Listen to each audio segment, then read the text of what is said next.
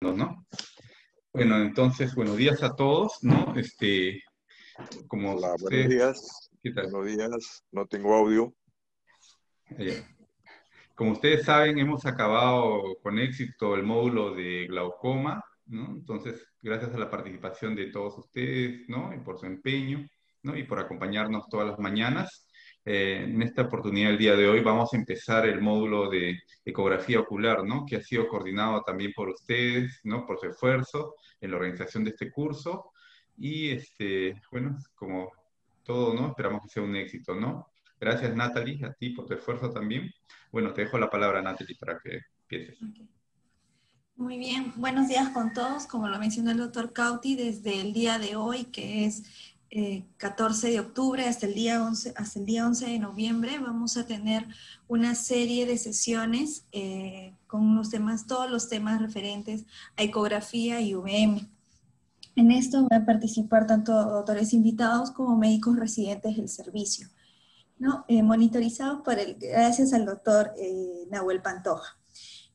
Bueno, el día de hoy tenemos el agrado de presentar y empezar con la doctora Susan Bernales, residente de segundo año del Hospital Nacional Guillermo Almenara, quien ha hecho sus estudios de pregrado en la Universidad Nacional Mayor de San Marcos y actualmente cursa el posgrado en la misma universidad. Bien, Susan, te dejo con la palabra. Bien. Gracias, doctora Natalie. Buenos días con todos, buenos días doctores, asistentes, buenos días doctores invitados y colegas residentes. El día de hoy, como dijo mi compañera, vamos a empezar ya con el primer tema, que es evaluación ecográfica del globo ocular. Voy a tratar principalmente los temas básicos de ecografía y vamos a ver también luego cómo examinar el globo ocular, ¿no? Los principales cortes que hay, la exposición con la sonda, etc. Es bastante bonito. Atención más que nada en la parte de examinar el globo porque es algo 2D, que hay que pensarlo y traducirlo a nuestra cabeza en 3D. Así que más que nada por eso. Así que los puntos a tratar van a ser los siguientes. Primero, definiciones y conceptos clave. Un poco de historia. ¿Qué significa el modo B de ecografía? El modo A. Y por último, el examen básico del globo ocular. Primero lo que son definiciones y conceptos clave. Más que nada, ¿qué es el sonido? Las ondas y cuáles son las propiedades de estas para poder entender mejor la ecografía y todas las variaciones que vamos a tener. Primero, la ecografía o ultrasonografía es un estudio, como sabemos, no invasivo e inocuo, que va a utilizar el sonido a diferencia de la luz, cuya ventaja es, la ventaja del sonido, que este sí atraviesa cuerpos opacos y nos va a permitir ver en este caso cuando no tengamos opacidad de medios. ¿En qué casos, por ejemplo? Si tenemos cataratas totales, leucomas en córnea, tipos de movitos, indicaciones totales, porque no nos va a dejar ver toda la órbita, ¿no? Y la parte posterior. En tumores intraoculares, obviamente, no solamente para ver que hay el tumor, sino localizarlo, ver la forma, bordes, etc. Vamos a ver todas esas características luego. Diferenciar un papiledema versus un pseudopapiledema. En casos de trauma ocular, obviamente que no sea un trauma ocular abierto, si hay o bueno, con riesgo de hacer mucho más daño. En caso tengamos difema, un cuerpo extraño intraocular, aquí es bastante útil. En endoftalmitis, también para ver la parte posterior, lo que es el vítreo. En exoftalmos, tenemos enfermedad de Graves, algún tipo de miositis o tumores orbitarios para determinar por qué se está dando ese exoftalmos. En ovitis posterior, escleritis, podemos ver la parte de la coroides. En caso de leucocorias, en pequeños, si que tienen ROPS, una catarata total o congénita, si es que hay retinoblastoma. Y esas son las indicaciones principalmente casi absolutas. Las indicaciones relativas podría ser desprendimiento de retina y en caso de catarata densa. ¿Por qué? En desprendimiento de retina para documentar principalmente y, bueno, corroborar lo que hay un DR, también en dónde se encuentra, y si es que no se encuentra, por ejemplo, el agujero, si es que es un desprendimiento de retina reumático, encontrarlo, ¿no? Y en catarata densa también, en caso, tenerlo como backup previo a cirugía, para que si es que hay, por ejemplo, algún tipo de daño en el nervio, algún tipo de daño en la mácula, o hasta una hialosis asteroidea, explicarle al paciente, ¿no? Que aparte de la catarata tiene otros problemas, y que pueden estar comprometiendo la huesa visual final luego de la cirugía. Luego en lo que es conceptos, qué es lo que es el sonido, los infrasonidos y los ultrasonidos. El sonido es una sensación auditiva producida por una vibración que van a ser de carácter mecánico y se va a traducir luego en energía, en impulsos eléctricos en el cerebro que nos va a dar la sensación de audición.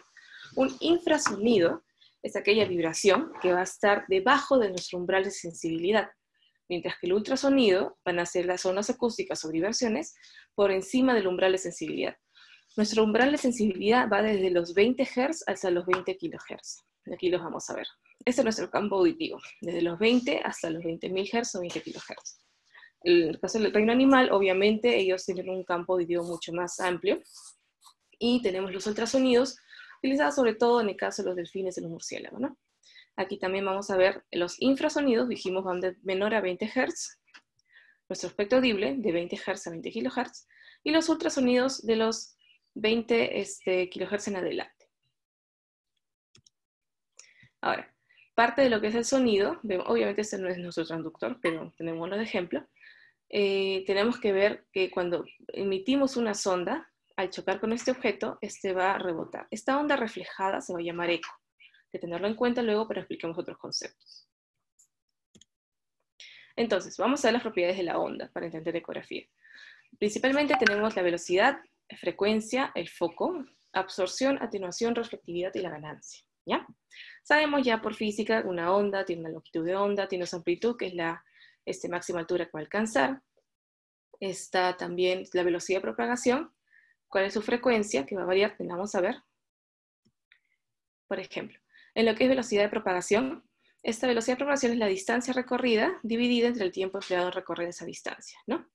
Esto va a depender, ¿de qué depende la velocidad de propagación? De la densidad y elasticidad, en este caso, visto como temperatura, del medio que se va a atravesar. La temperatura no la vamos a tomar en cuenta porque en el ojo y la órbita prácticamente va a ser constante, entonces solamente la velocidad de propagación en la órbita va a depender de la densidad. Y la densidad es directamente proporcional a la velocidad. Mientras más denso es un tejido o un medio, mucho más rápido se va a propagar la onda. Y cada tejido tiene un valor de velocidad de propagación ya casi estandarizado, estimado. Por ejemplo, el que más tiene es tanto cristalino y luego lo sigue córnea. Luego viene la esclera, cuerpo ciliar y el iris. Aquí tenemos una tablita, tenemos ciertos tejidos con su velocidad de propagación. La córnea, junto con el cristalino, están dentro de los más veloces, humor acuoso y humor vítreo, y luego vienen los tejidos blandos orbitarios. Como vimos aquí anteriormente, también dentro estaría el cuerpo ciliar y el iris. Eso también es importante cuando tengamos no solamente un ojo tal vez fáquico, afáquico, a veces tenemos ojitos con aceite de silicón, también tiene una velocidad de propagación, los lentes de silicón, perdón, y el aceite de silicón también. Y es por eso que cambia bastante la imagen que vamos a tener dependiendo si tenemos este tipo de sustancias dentro del ojo, ¿no?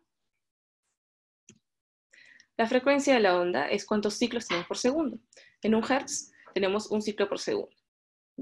Y aquí también va a influir bastante lo que es la frecuencia con la resolución. Para tener en cuenta desde ya, en el modo A, la frecuencia que se usa es de 8 MHz. El modo B, usamos de 10, 15, 20 MHz. Y en el caso de la ultrabiomicroscopía, que ya son con mucha más resolución, tenemos la sonda de 50 MHz. Entonces, la penetrancia de la onda, ¿ya? Va a estar asociada también a la resolución y eso también se asocia a la frecuencia. Mientras menor sea la frecuencia de onda, menor sea nuestra frecuencia, ¿ya? Va a haber menor resolución, pero una mayor penetrancia. Entonces esto lo podemos usar más para el segmento posterior, porque va a penetrar más la onda, a costa de una menor resolución. A diferencia de una onda de alta frecuencia, que va a tener mucho mayor resolución, pero menor penetrancia. Entonces eso nos sirve mucho más para el segmento anterior. ¿Listo? Ya. Entonces, como dijimos, las altas frecuencias, en el caso del UVM, que tiene 50 MHz, y la sonda de 20 sería intermedia, nos sirve mayor para el segmento, perdón, acá no es la sonda de 20, la sonda de 20 está acá, segmento anterior, el UVM. La sonda de 20 nos sirve más para la parte final de la órbita. Y lo que es baja frecuencia, como menor resolución, nos sirve más para el segmento posterior. Aquí podemos ver qué es lo que es alta frecuencia, el UVM, por ejemplo, que viene desde 50 MHz en adelante, y acá en el caso de la sonda de 10, toda la órbita. Entonces con la sonda de 10 podemos ver toda la órbita, y con la sonda de 20 más nos vamos para el polo posterior, se ve con mucho más detalle. Recordemos que es mayor resolución a costa de la penetrancia, Y en el VM, por ejemplo, ya se ve solamente el segmento anterior, pero con mucho más resolución. También tenemos como importancia el foco. El foco está relacionado a la direccionalidad, ya que el haz ultrasónico se puede enfocar. Entonces vamos a tener dos tipos de haces en la ecografía. Un haz enfocado, que nos va a dar, va a ser de las ondas del modo B, y un haz paralelo, que van a ser las ondas del modo A. La absorción también es importante, porque parte de las ondas que inciden van a ser absorbidas por el medio, por el tejido, ¿ya? Entonces va a reflejarse, quiera que no, menos ondas, y también, como se transmiten algunas, se reflejan, o sea, menos. Viene la onda, parte se transmite, parte se absorbe y parte se refleja. Y recordemos que lo que vemos es el reflejo.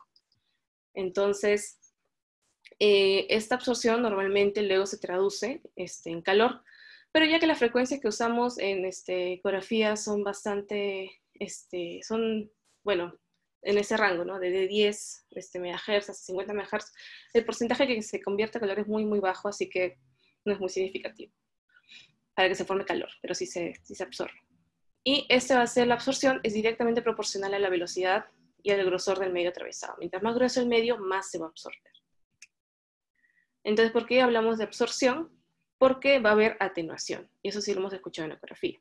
La atenuación es la pérdida de la energía a través de los tejidos, y la atenuación es una mezcla tanto de, aquí, absorción, reflexión y dispersión. Entonces tenemos estos tres fenómenos que van a hacer que el eco se vaya atenuando, dependiendo de cuánto tejido tengamos. Es por eso que cada tiene una cierta penetrancia, cada longitud de onda, no se puede ver más allá de lo que, bueno, el límite, ¿no? Mientras más densidad de tejido, hay mayor absorción, como ya dijimos. Es por eso que va a ser bastante distinto si hacemos una ecografía con el ojo cerrado, con el ojo abierto, porque vamos a tener el párpado. Entonces, al tener el párpado, ya estamos poniendo como que una barrera más, y nuestra imagen va a ser un poco, como que va a llegar menos, no va a ir tan atrás. Entonces, en este caso, es mucho mejor hacerlo con el ojo abierto. Nos eliminamos la barrera del párpado. También, la esclera va a tener una menor absorción que la córnea.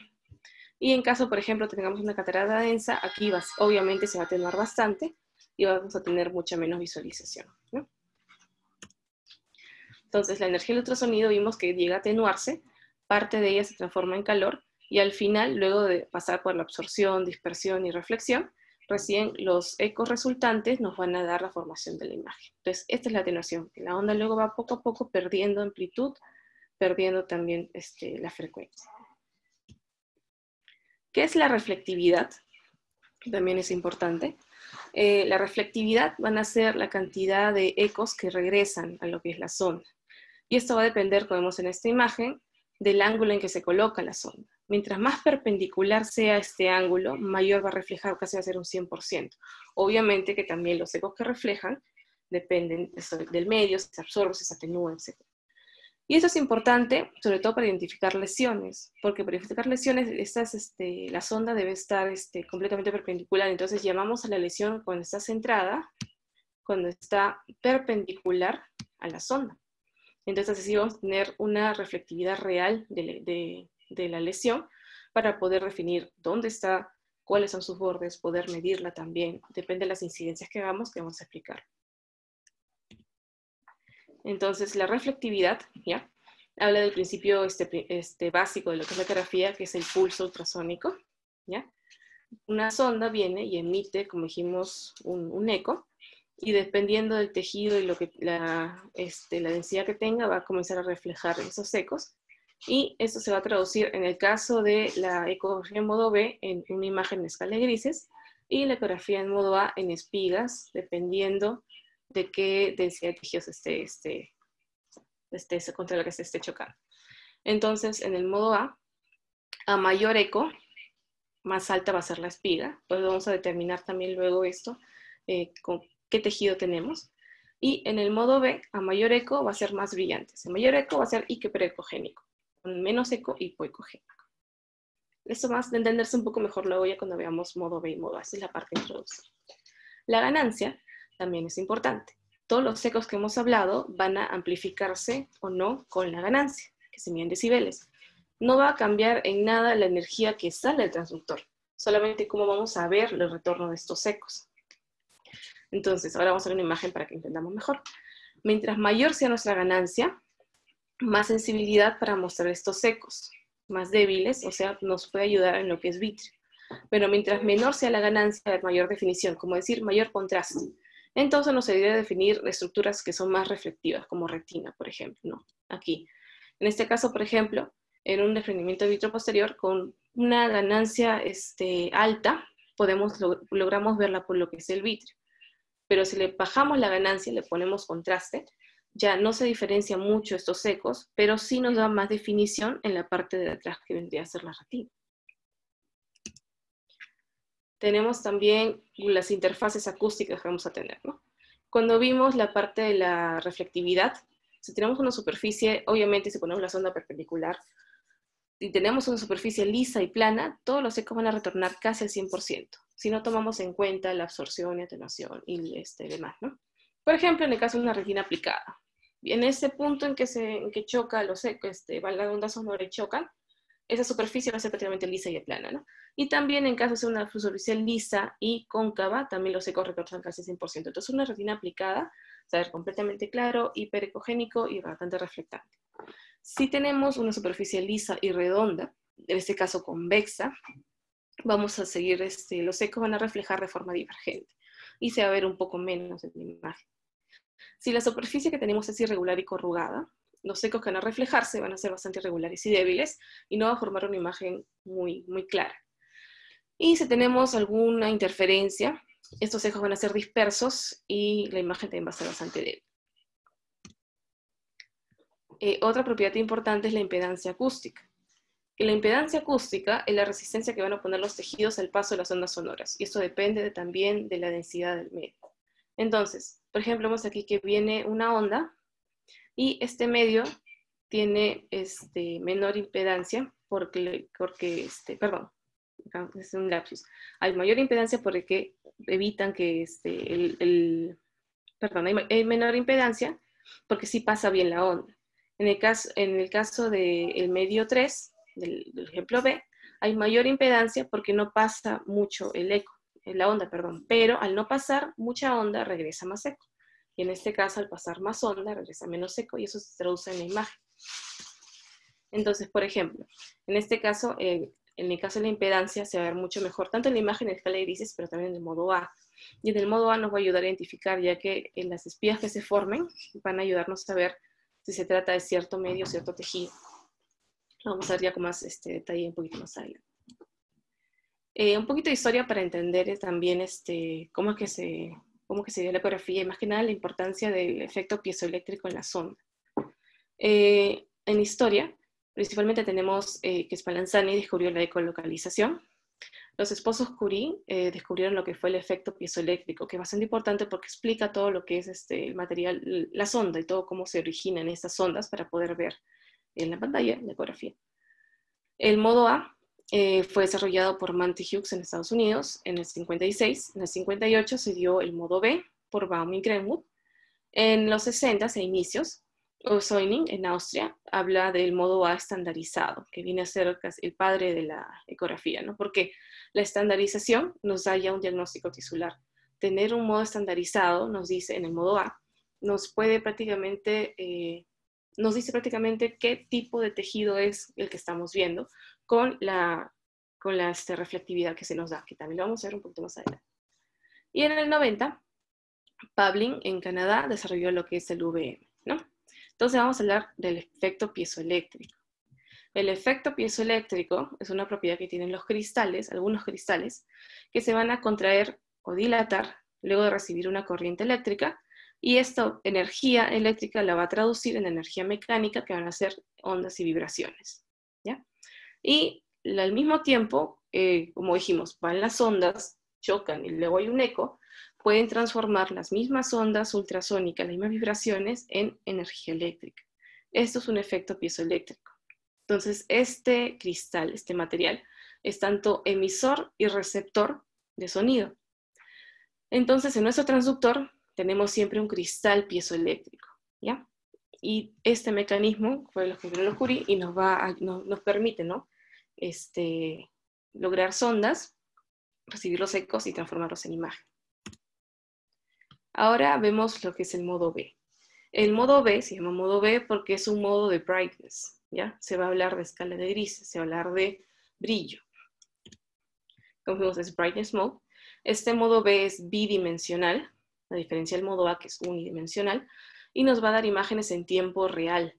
Lo bueno de tener imágenes en tiempo real es que nos informa sobre dónde están, su localización, qué consistencia tienen, y obviamente si tienen movimiento o no. Se va a ver en escala de grises, y esta escala de grises varía con la ganancia, como dijimos, como ponerlo o quitarle contraste. Para el modo B tenemos transductores de 10, 15 y 20 MHz, y este haz va a ser focalizado. ¿Recuerdan el haz que podía ser focalizado y paralelo? El modo B tiene el haz focalizado. Entonces, por ejemplo, tenemos una imagen de una ecografía en modo B. En este caso, podemos distinguir, en este caso se ve la córnea. ¿Por qué distinguimos la córnea? Porque le han puesto, está con el ojo abierto, y se le ha puesto bastante medio al ojito, en este caso gel o carbómero, para como que hacer un tipo de ecografía de inmersión, por decirlo así, ¿ya? Entonces nos puede dar una imagen que incluye la córnea. Como no le estamos poniendo directamente sobre la córnea, estamos poniendo un gel antes, nos permite ver la córnea. Aquí vemos, como dijimos, córnea, vemos la parte de la posterior del lente, todo lo que es el vitrio, y la retina, parte del nervio óptico, y una parte de la porción retroorbitaria, ¿no? Un poco de la órbita. En este caso, por ejemplo, ya nos ha usado una sonda de 10, que la sonda de 10 nos permite ver casi todo el globo ocular, sino una sonda de 20. ¿Cómo nos damos cuenta? Porque ya no vemos tanto las estructuras anteriores y hay mayor definición y se logra ver con mayor claridad la parte del polo posterior. Aquí no vemos córnea, solamente vemos la parte posterior del lente, obviamente el vitrio, y como dijimos con mayor definición, la parte de retina, la pared, espacio subteroniano y el nervio óptico. Por ejemplo, aquí en la sonda de 20 nos da definición y también obviamente que la ecografía es dependiente del operador. Si se cuenta con alguien bastante hábil puede verse hasta membranas epiretinianas, agujeros maculares o degeneración macular relacionada a la edad. Obviamente esto correlacionando con el cuadro clínico del paciente y la sintomatología que presenta. También se puede observar con bastante claridad el disco. Podemos tener una papila normal, una papila tal vez en un glaucoma avanzado que vemos que está bastante excavado, o también una excavación del nervio óptico, o sea, no hay excavación porque hay un drusen en la cabeza del nervio, ¿no? Entonces, en el modo B, como dijimos que es en tiempo real, o de escala de grises y demás, hay que tener en cuenta los artefactos. Hay un montón de artefactos, me pareció que los principales son, bueno, para darles en esta parte de introducción, los ecos de reverberación y también la sombra acústica. La reverberación, ¿ya? Son las reflexiones de las ondas que van a chocar con dos o más interfaces altamente reflectantes. Las interfaces altamente reflectantes, recordemos, son aquellas que los ecos van a chocar y van a formar una imagen mucho más brillantes. Entonces, mientras más reflejan, son más blancas, más brillo, son hiperrefringentes. Estos ecos van del tejido al transductor y viceversa, y van como que chocando, yendo y viendo en viceversa, hasta que van desapareciendo. Y vemos que van desapareciendo de una forma, se atenúan casi en forma triangular, y aquí también en forma triangular, ¿no? Entonces esa imagen es decreciente en tamaño y brillantez, y está asociado a cuerpos extraños, ¿ya? Por ejemplo, el hierro, aluminio y plomo tienen mucha mayor va a tener mayor reverberación porque hay mayor reflexión que el vidrio y el cartón, por ejemplo. Y en madera no se va a ver ningún tipo de reverberación. ¿Para qué nos sirve esto en cuerpos intraoculares? Para definir al menos ante qué nos estamos enfrentando, ¿no? Y también en lo que son los gases. El perfluoro tiene eco de reverberación. Entonces, en un paciente tal vez le han operado, por ejemplo, desprendimiento de retina y el paciente no recuerda qué le han hecho y necesitamos saber algo más, se le puede hacer una ecografía y se determina si tiene silicón o tiene gas. También, como dijimos, la sombra acústica.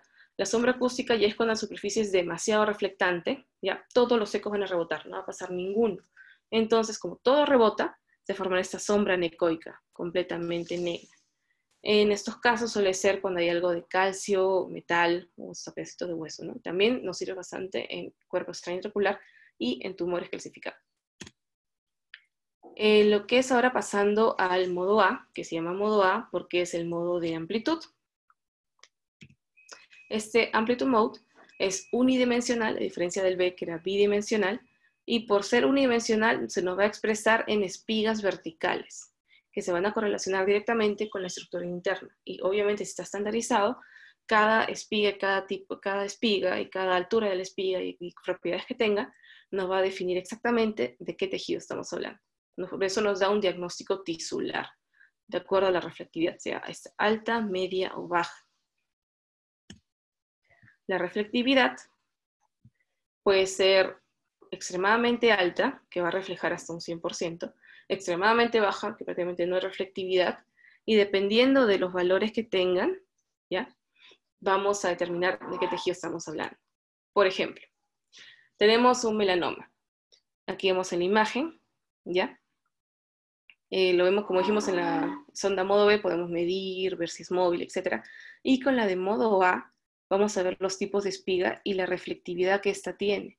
En el caso del melanoma, este va a tener reflectividad media-baja. ¿Por qué? Porque esta imagen, si lo vemos así nada más, sin cuadro clínico ni nada, podemos pensar que puede ser, podemos diferenciarlo, un melanoma, un nevus o un hemangioma, si son bastante parecidos. ¿Qué nos va a diferenciar en modo A? Por ejemplo, en el hemangioma, aquí también se ve en forma de domo, como en esta imagen, pero la reflectividad es la que varía. Esta es una reflectividad alta. Entonces, si tengo una imagen como esta, por ejemplo, pero me sale reflectividad alta, no voy a pensar en un melanoma. No, me voy a ir más hacia el diagnóstico de un hemangioma. Y esto va a guiar también al cirujano a la hora que entra a operar, ¿no? Entonces, el modo A nos da diagnóstico tisular, que es una de las cosas más importantes de la ecografía estandarizada. Entonces, la ecografía estandarizada porque cumple estos 9 criterios acústicos en el modo A. El modo B nos da algunos, pero el modo A es el que está completamente estandarizado y cumple con todo. Nos da en la ecografía cuantitativa estructura, reflectividad y absorción. Nos habla de una ecografía topográfica porque nos puede ayudar a identificar bordes, forma y localización. Y una ecografía cinética porque va a ver si es vascularizado o no, si es móvil, y también habla de la consistencia.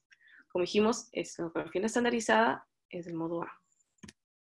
Entonces, la ecografía cuantitativa, que nos habla de estructura, reflectividad y absorción, podemos tener una estructura con el modo A todo. Si es regular, que puede ser homogénea o regular heterogénea o irregular, todo dependiendo de la disposición de las espigas que tengamos, ¿no?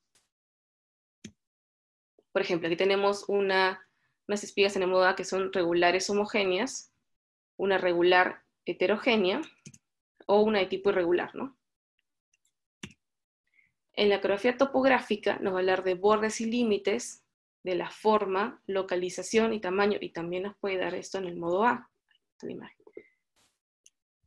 Y en el caso de la ecografía cinética, más que nada nos habla de vascularización y también movilidad, si es una lesión móvil, inmóvil o parcialmente móvil.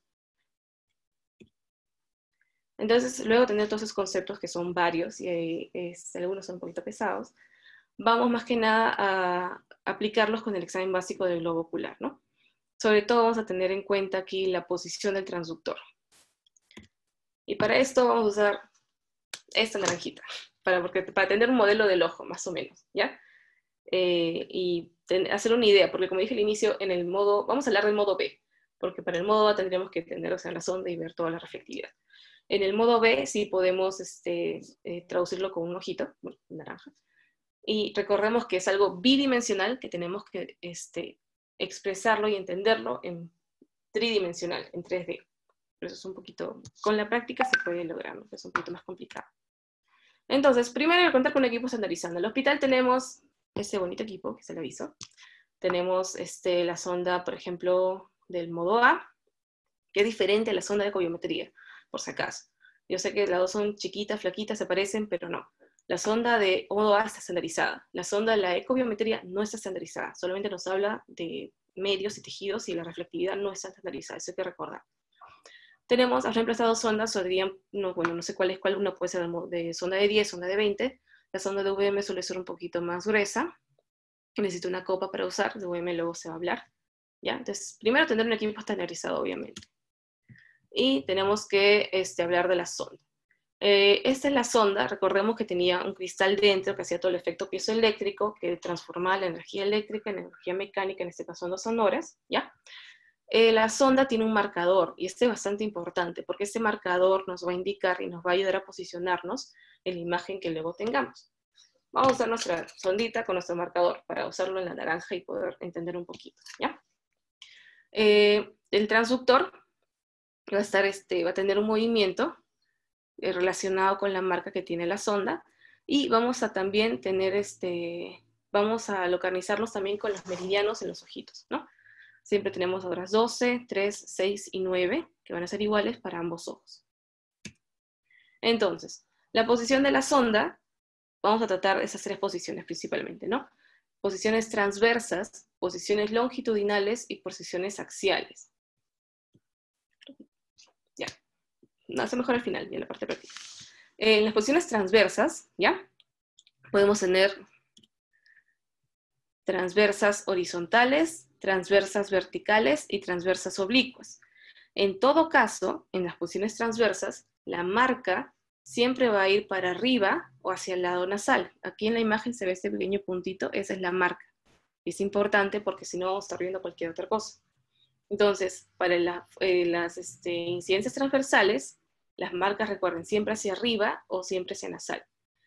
En el caso del transversal, el transductor se coloca perpendicular al meridiano que se quiere evaluar, ¿ya? Y siempre alrededor de lo que es la córnea, no tocando la córnea, sino por la esclera o hasta casi por el limbo.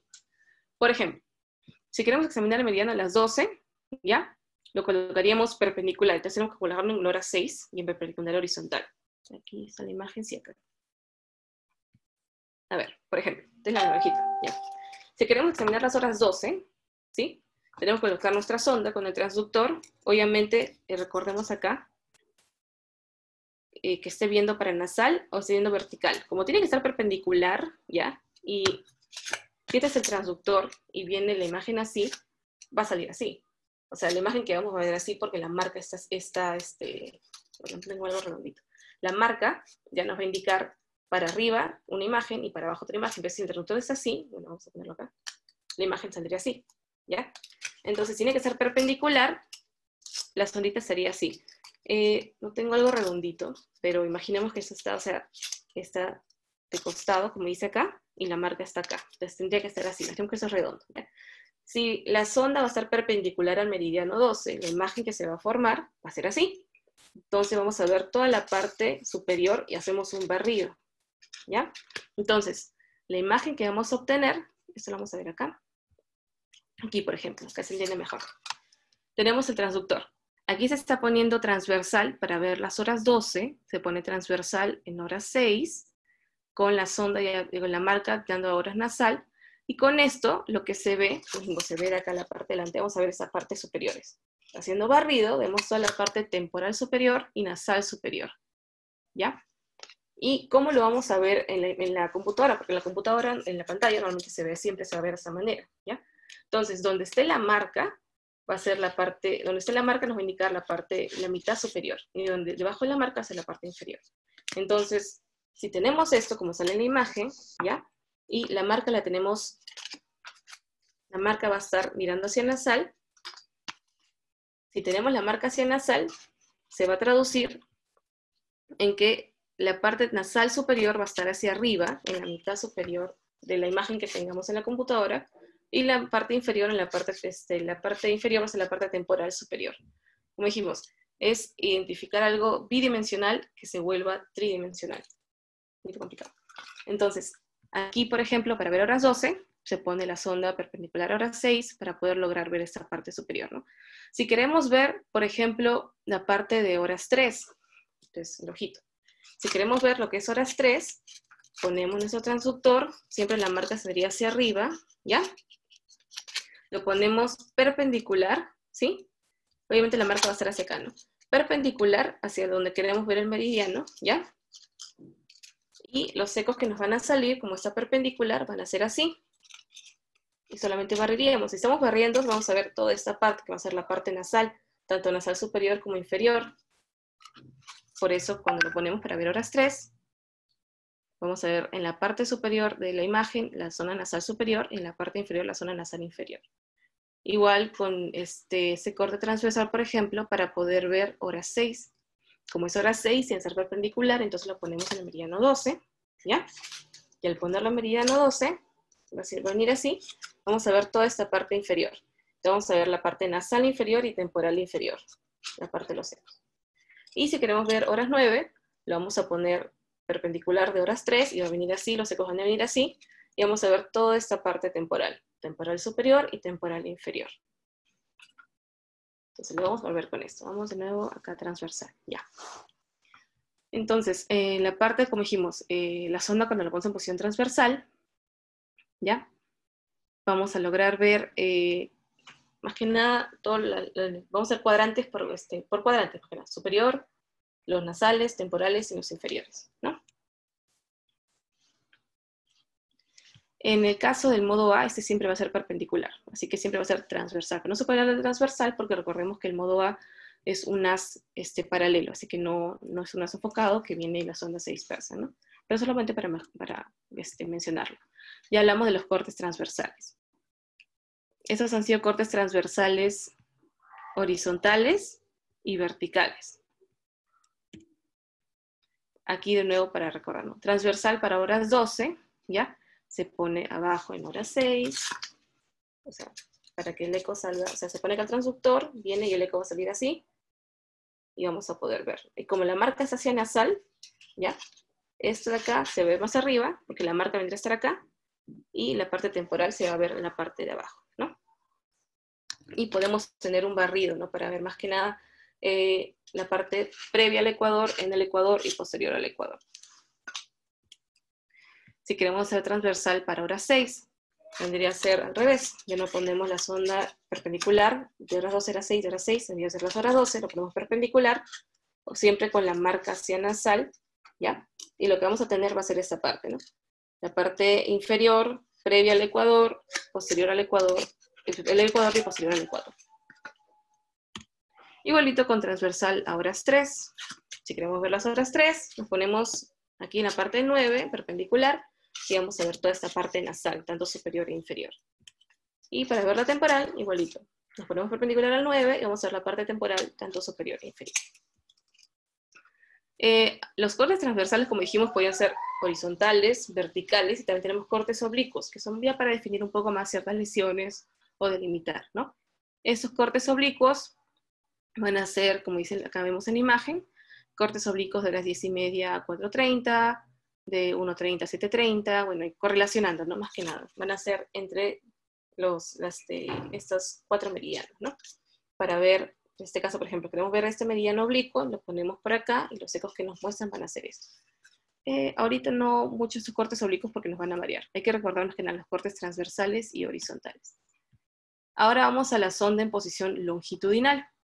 La sonda en posición longitudinal va a ser con el transductor paralelo al meridiano a examinar.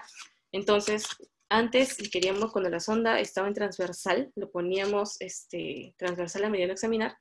Ahora vamos a ponerlo paralelo. Por ejemplo, si queremos examinar el meridiano de las 12, ¿ya? Ponemos el transductor para paralelo a este meridiano. Entonces lo vamos a poner así. Y no va a ser así, sino así. Y el barrido va a ser así y un poco así, ¿ya? Entonces siempre la marca, para que siempre sea paralelo al meridiano, va a estar en este plan. Entonces la sonda y el marcador siempre van a estar perpendiculares al limbo y apuntando al centro de la córnea, ¿ya? Entonces, como dijimos, aquí la marca, la flechita siempre va a ir hacia el centro de la córnea. Ese es más fácil de recordar. Como dijimos, si queremos examinar el meridiano de las 12, colocamos el traductor a hora 6, con la marca mirando hacia la córnea, ¿ya? Y la imagen que se va a formar va a ser acá algo así. Entonces recorremos, vamos a estar viendo toda la parte superior. Aquí vemos el caso longitudinal, ¿no? La marca siempre hacia el centro de la córnea y se va a hacer un barrido, ¿no? Para poder observar. Por ejemplo, las cortes longitudinales, ¿ya? Un corte longitudinal se usan bastante en lo que es para poder ver mácula inerte también. Por ejemplo, en este corte longitudinal, ¿ya? Este es el ojo derecho, que está yendo hacia horas 9, ¿ya? Lo ponemos a horas 3, pero con la marca mirando hacia el centro de la córnea. Entonces la marca va a estar mirando hacia las horas 9, va a estar en perpendicular al limbo, y la imagen que vamos a tener va a ser así, ¿ya? Entonces, si tenemos una imagen así, y encima el paciente va a estar mirando hacia su derecha, vamos a poder ver toda esta parte del polo posterior, y nos va a dar tanto mácula y nervio. Igual, si tenemos un corte en el que queremos ver las horas 12, ¿ya? Si queremos ver las horas 12, ponemos la sonda, como dijimos, con la marca perpendicular al limbo para poder esta parte de acá, y los ecos que vamos a ver van a ser así, para acá. Entonces, eso es importante, ¿por qué? Porque como dijimos, no vamos a poder ver tanto nervio y mácula, ¿ya? En una sola. Son los longitudinales de mácula. Entonces, en el ojo derecho, el longitudinal para poder ver mácula va a ser apuntando a horas 9, la marca apuntando a horas 9, ¿ya? Y en el caso del ojo izquierdo, tiene que ser la marca apuntando a horas 3. Así vamos a lograr ver en un solo corte tanto mácula y nervio. Y por último, los cortes axiales. En los cortes axiales son muy parecidos a los longitudinales, solo que se ponen encima de la córnea directamente, ¿ya? Pero con bastante medio contacto, ¿no? O también puede ser con el párpado cerrado y bastante gel, para no dañar, ¿no? Estas pueden ser verticales, horizontales o también oblicuos, ¿ya? Y también la imagen resultante va a ser principalmente, como estamos viendo solamente el centro, mácula y nervio, dependiendo de qué incidencia hagamos. Cuando son axiales horizontales, la marca siempre va a ir, cuando son horizontales, hacia nasal, ¿ya? O sea, tendríamos así, bueno, si esto fuera redondito, ¿no? Pero la marca estaría para allá. Y si fueron axiales verticales, ¿ya? La marca siempre tiene que estar hacia arriba. ¿Por qué no se usa mucho el corte axial?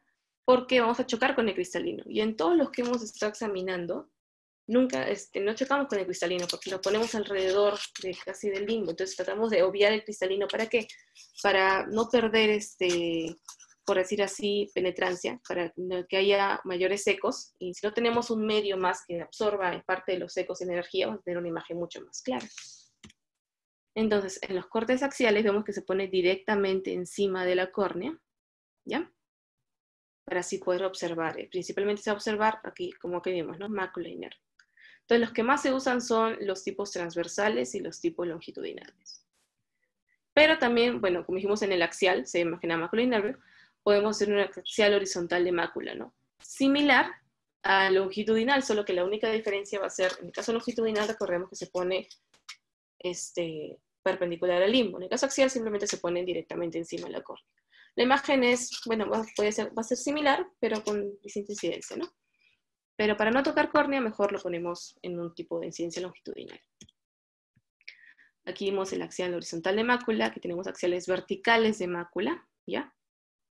Y si ponemos la sonda ligeramente orientada, no exactamente axial, que nos va a dar más que nada y nos va a dar una imagen solamente con al centro exactamente, que no nos va a coger ni la mácula ni el nervio. Si la basculamos un poquito hacia, en este caso ojo derecho, hacia el lado temporal, ahí sí vamos a chocar y sí nos va a mostrar la mácula, ¿no? Entonces, para entender un poquito, acá hay un video del doctor Javier Yugar, que explica un poquito cómo hacer los cortes transversales, que son los que suelen utilizarse con mayor frecuencia para poder hacer un barrido globocular, ¿ya? Recordemos en los transversales, siempre la marca va hacia nasal o hacia arriba. Las técnicas de examen que nos realizamos y que nos explicamos até agora. Primeiro, é importante mencionar a posição do paciente. La posición del paciente tiene que ser por trás, sentada, posição excelente para poder iniciar sus sobre exámenes. todo entonces teníamos que hacer yoga, porque va a variar bastante cómo se da el medio, cómo se va a atender en lo que es el canal. Ponemos un medio de contacto, en este caso gel. Olhe para cima e começamos fazendo os transversais. Va a ser un corte Corte transversal. transversal, Ven la marca que está hacia horizontal, nasal, este sempre es un corte um transversal marcador em direção ao nariz. horizontal que quiere ver la Então, parte a superior. varredura vai ser nesse sentido, estamos examinando toda parte nasal superior y temporal superior. Entonces, esta vendría a ser la parte Y nasal cuando superior falo y temporal en superior. movimiento en báscula, nos vamos do limbo, Viendo esa parte de acá. reconhecemos primeiro o polo Cuando la marca posterior, espacio nasal, nos vamos para la marcamos Equador acá, y vamos la mais vamos a ver arriba, periféricos. la parte Esse nasal é o superior y movimento abajo em la parte báscula temporal. que eu sempre estou mencionando. Observem que estou usando as minhas duas mãos, El doctor también uma para refiere dar que se suporte usen na las dos sonda manos e a para tener un outra poco más de precisión y segurando no a sonda presionar bem mucho el globo, ¿no? Y longe, hacer un bem movimiento perto más general del do globo. marcador, para poder ter um bom sustento. Eu encosto meus dedos no rosto do paciente para saber exatamente a pressão que estou colocando no olho do paciente. Esse seria um corte transversal das 12 horas. Olho para baixo, paciente olhando para baixo, faço o Para corte que el paciente transversal mirando hacia abajo haga horizontal un das corte 6 horas. horizontal, pero para ver Mesma las coisa, 6 o horas, marcador virado hacia o nariz. 6 horas, Então, la nessa parte posição, temporal estamos corta esta parte de examinando acá. toda a parte inferior, Hacia la parte nasal inferior, inferior e inferior temporal y inferior. temporal. E mesma coisa, o movimento sempre em báscula, vou do polo posterior, vou a Ahí Equador se hace un e barrido para anteriores a poder ver la Equador. parte Então, posterior. esse é o movimento que nós fazemos nos cortes transversais horizontais. Es decir, los transversales Quando horizontales. seguimos já no seu exame e nós fazemos Vamos a los os transversales verticais, verticales. o marcador vai superior. Siempre que ese marcador va hacia arriba, Superior, e o paciente vai olhar para o ombro esquerdo. Olhe para o ombro esquerdo. Inclusive, se queremos ter certeza que está olhando, podemos levantar o olho como dices, contralateral. si en este caso lo está haciendo Y con el con párpado marcador cerrado, superior, y nos es la damos cuenta que el misma paciente cosa. hace este caso, E observem bem que levantamos el sempre párpado del estou otro ojo usando as para minhas poder ver duas que sí está mãos mirando hacia la temporal mais nasal para sobre el otro. segurar a sonda. Pues aquí la marca está hacia Então, vou arriba no polo posterior, y vamos a vou estar, para en o este caso, Equador e vou bem periférico. Lembrar que nessa posição da sonda aqui temporal nós podemos y ir está bem logrando ver periféricos esta porque razón nós nuestra não se logra temos a ver toda esta parte limitação nasal, nasal. nasal superior y nasal inferior. E Y para en caso terminar o de exame para poder ver de la parte rotina, nós temporal, vamos aí para o temporal, para o transversal temporal, o paciente olha para o ombro esquerdo. E mesma coisa, o marcador superior, só ya que tener agora esta estamos parte lo com tenemos aquí perpendicular, o marcador superior vamos a ver toda la e examinando a parte temporal. temporal. Lo malo aquí es un poco E la fazemos o nariz, mesmo entonces movimento tenemos el do punto polo nasal posterior, que nos se a limita parte el mais movimiento, periférica. Mas observem que nós temos aqui a limitação esta es la nasal. limitación de la Nós nariz. não podemos ir muito periféricos. O que podemos fazer para ajudar? Fazer um corte longitudinal para poder ver mais Entonces, parte en este periférica. caso, por ejemplo, acaba de decirnos, debido al puente nasal, ya no vamos a poder ver mucho la periferia en el lado temporal, en ambos ojos. ¿Cómo nos ayudamos? Si ya no puedo ver tanto la periferia, quiero ver este cachito, hago un longitudinal y ya voy a poder ver toda esta área. Entonces hago este barrido de esta manera y ya podría ver la parte más periférica, ¿no? Esses seriam os 4 cortes básicos transversales. Corta aí. Entonces, como dice el doctor, son los 4 cortes básicos transversales que son los que más podríamos usar para orientarnos principalmente, sobre todo tener una idea de cómo están los cuadrantes, ¿no? Superior, inferior, nasal y temporal. Todas as partes. La bibliografía que he usado han sido, bueno, parte de clases del curso latinoamericano que hubo ultrasonido, el libro del doctor Yugar y el libro en conjunto del doctor de la Torre con los doctores Puech Kut, del laboratorio STEA. Bastante buenas imágenes tiene, bastante ilustrativo, bueno, todos. Y esta ha sido la exposición que les he preparado para hoy día. No sé si tienen alguna pregunta. Espero haya quedado claro. No sé si me he dejado entender. Si no me dicen y seguimos con las naranjitas para poder explicar un poco mejor, ¿no? la sonda y la posición, etc. Muy buena charla, Susan. Primero felicitarte, ha sido muy didáctica, bastante concisa. Yo creo que no hay mucho que acotar, ¿no? Solamente decir, por ejemplo, que cuando el examen, la ecografía es un examen dinámico, ¿no? Uh-huh. No se basa solamente en una imagen, sino en una serie, una secuencia de imágenes para llegar a una conclusión diagnóstica. Como tú ya lo has dicho, tenemos cortes transversales y longitudinales. En los transversales, siempre, bueno, la marca siempre va hacia la nariz, ¿no? O también otra referencia que podemos tener en cuenta es que la marca va paralela al limbo, ¿no? Y siempre nosotros le pedimos al paciente que movilice el ojo hacia donde nosotros queremos evaluar. Si queremos ver cuadrantes superiores, le pedimos al paciente que mire para arriba. Si queremos ver cuadrantes inferiores, igual que mire para abajo, ¿no? Y también esto nos va a permitir hacer evaluación cuadrante por cuadrante, ¿no? Ya sea temporal, por ejemplo, en el ojo derecho, temporal superior, yo le pido al paciente que mire arriba a la derecha, ¿no? Entonces nos va, digamos, permitir visualizar mejor esta zona. Los cortes transversales y longitudinales, en el caso de los cortes longitudinales, perdón, la marca va perpendicular al limbo, ¿no? Y básicamente nos sirve para ver lo que es mácula y nervio, como ya lo habías dicho. Es cierto, los cortes axiales no los usamos mucho, por la razón que ya hemos dicho. En el screening inicial usamos nosotros solamente cortes transversales y longitudinales. Si no encontramos ningún tipo de lesión, ahí termina el examen. Cuando encontramos algún tipo de lesión, recién pasamos a lo que es el examen topográfico, el examen cuantitativo y el examen cinético, ¿no? Hay que recordar también que la ecografía tiene sus limitaciones, ¿no? Por ejemplo, alteraciones vasculares o degenerativas planas, sobre todo planas, maculopatías planas, cicatrices o atrofia del nervio óptico, no nos va a permitir evaluarlo adecuadamente, ¿no? Y por último, una premisa que nosotros usamos bastante en ecografía, ¿no? Es una ecografía normal no significa que el ojo esté normal, ¿no? Solamente quería acotar eso, el resto de tu charla muy, muy buena y como te digo, felicitaciones. Gracias, Doc. Igual no me salió como usted, porque se enseña más facilito. Pero...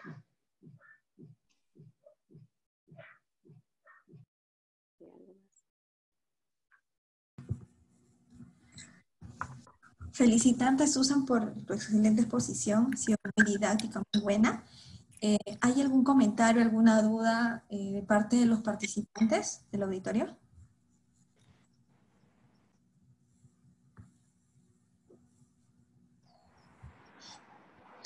Buenos días, Susan. Buenos días a todos. Yo quiero felicitarte, ¿no?, por tu exposición y al doctor Pantoja también por acompañarnos en esta mañana. Bueno, y yo quiero invitar, ¿no?, a todos los residentes y los fellows, ¿no?, que vamos teniendo las nociones teóricas de la ecografía para que ellos también las pongan en práctica, ¿no? Muchas gracias.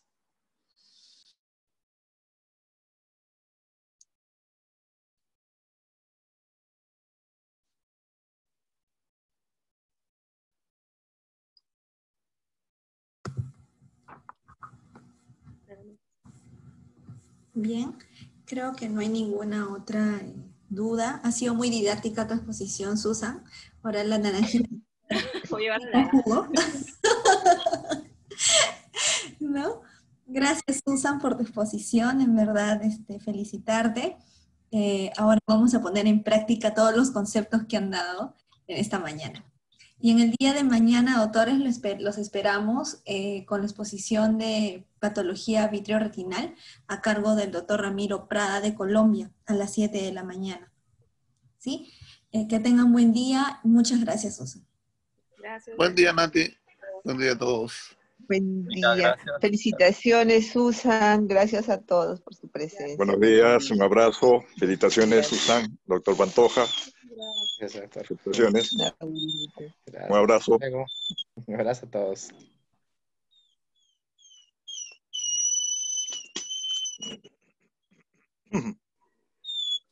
Felicitaciones, Susan. Gracias, doctora Bozo. Irulais creo que también te está felicitando. Qué rico. Sí, es mi mascotita que está calado, sí. Es una engreída la vela. Ya, ok. Adiós, un abrazo. Adiós, doctor. Buen día. Esperamos. Buen día, un abrazo.